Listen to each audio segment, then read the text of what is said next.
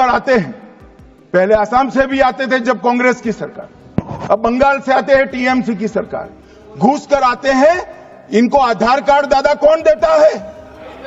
नागरिक कहां के बने हैं? कहां के बने हैं?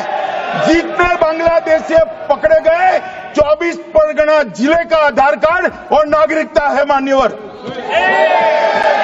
और ये जो लोकसभा ने आज आप्रवासन और विदेशी विधेयक 2025 इमिग्रेशन बिल को मंजूरी दे दी है।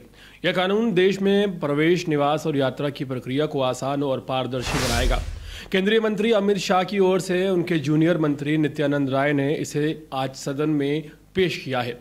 सदन में चर्चा के दौरान अमित शाह ने साफ तौर पर कहा कि भारत उन लोगों का स्वागत करता है जो देश के विकास में योगदान देना चाहते हैं, लेकिन अगर कोई परेशानी पैदा करेगा जैसे रोहिंग्या या बांग्लादेशी घुसपैठी, तो उनके खिलाफ कड़ी कार्रवाई की जाएगी।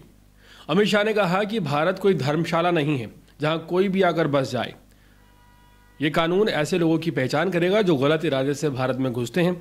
शाह ने कहा कि इस नए कानून से भारत को दुनिया की तीसरी सबसे बड़ी अर्थव्यवस्था बनाने के सपने को पूरा करने में मदद मिलेगी। सरकार उन विदेशी नागरिकों का स्वागत करने को तैयार है जो पर्यटन, शिक्षा, स्वास्थ्य, सेवा या व्यवसाय के मकसद से भारत आते हैं, लेकिन जो लोग खतरा पैदा करेंगे उनसे सख्ती से निपटा जाएगा। इस विधेयक में 4 पुराने कानूनों को मिलाकर नया कानूनी ढांचा बनाया गया है। ये कानून पुराने आज़ादी से पहले बने थे, जिन्हें अब सरल और स्पष्ट किया गया है। अमित शाह ने बताया कि इसे तैयार करने में 3 साल तक गहरा मंथन करना पड़ा और इस विधेयक का मकसद अवैध घुसपैठ पर रोक लगाना और विदेशियों के प्रवेश को सुव्यवस्थित करना है। सरकार का कहना है कि ये कानून सुरक्षा और विकास दोनों के लिए बहुत बड़ी भूमिका आने वाले समय में भारत में निभाएंगे।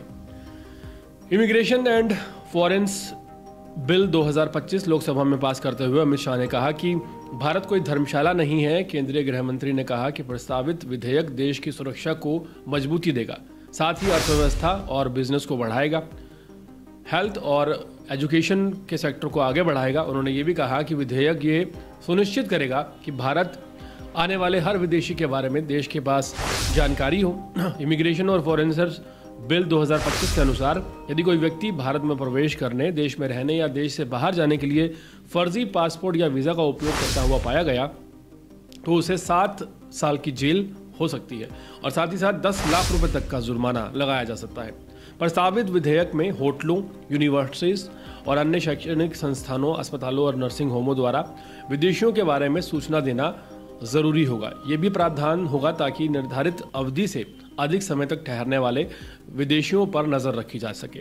विधेयक के मुताबिक यदि कोई भी शख्स लीगल पासपोर्ट या वीजा डॉक्यूमेंट के बिना भारत के किसी भी इलाके में पाया गया तो उसे 5 साल की जेल या 5 लाख रुपए जुर्माना या दोनों से दंडित किया जा सकता है।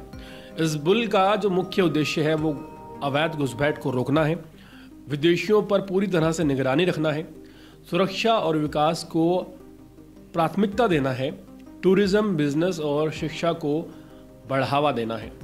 इस विधेयक से भारत में अप्रवासन प्रक्रिया आसान होगी, लेकिन अवैध गतिविधियों पर कड़ा नियंत्रण रहेगा।